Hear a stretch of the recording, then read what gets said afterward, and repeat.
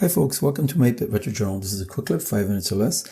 I'm in the middle of refurbishing my Tommy Sinclair 1500. I recently did a video on sort of booting it for the first time, and it still had a couple of issues. So one of the issues that's been fixed is that I've gotten this thing glued in. And again, I used the E6000 glue, which worked really well. Yeah, it's stuck, so I'm going to leave it as is and not use any other epoxy.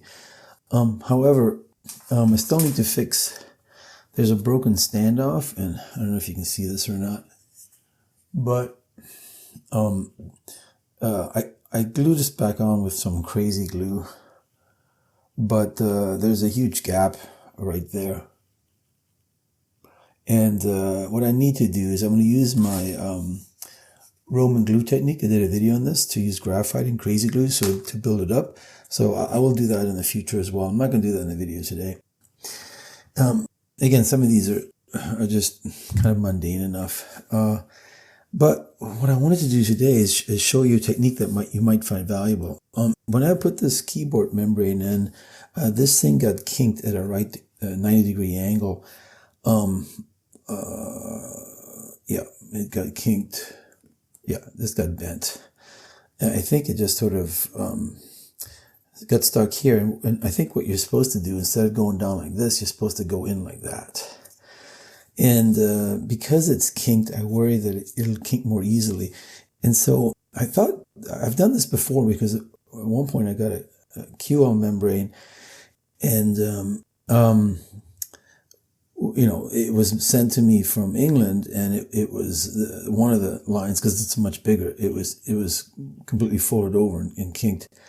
And so I actually was worried about that as well, and I found a technique, which is I got this iron, it's a little hot, and what I'm going to do is I'm actually going to go and iron this part. And if you use low heat, and so this is actually pretty low heat, it's hot to the touch, I'm going to iron this part.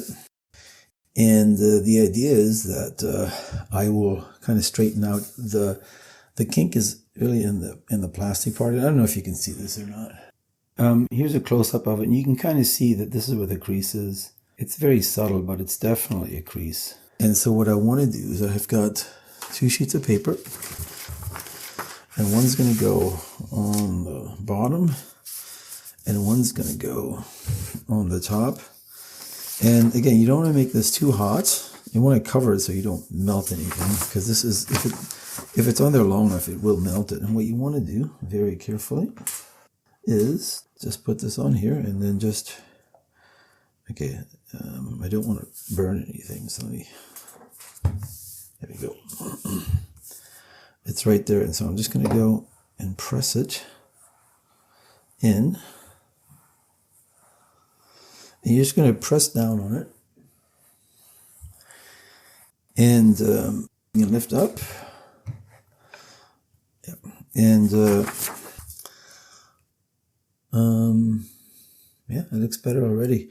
And so you got this a bunch. You want to not let it sit on there too much, but you want to kind of rest it a bit when you're doing that. And yeah, I'm going to do it a few times. Again, mostly you want to make sure this is all covered, because you do not want the iron to touch any of the actual material. So always make sure this whole thing is covered. Here we go. And it's right there. Yeah. And I'm pressing down hard. Like I said, I've got this at a very low setting, delicate. It's still hot, but, and I don't have any water in there. Like I said, I've done it successfully with my QL keyboard, and it actually worked really well. All right, it's going to take a few rounds, so I'm going to come back to this. I think that ought to do it. So let's go check it out. Okay, here it is after the final one. You can kind of see that the crease is for the most part gone. Yeah, it definitely disappeared. So it does work. You just have to be patient. Well, so it's kind of fixed. I hope you found that valuable. Again, if you ever get a kink in your keyboard membrane using low heat, this is, you know, it's hot to the touch, but using low heat is a way to fix it. So I hope you found that helpful. Thanks for joining me, and I'll see you next time.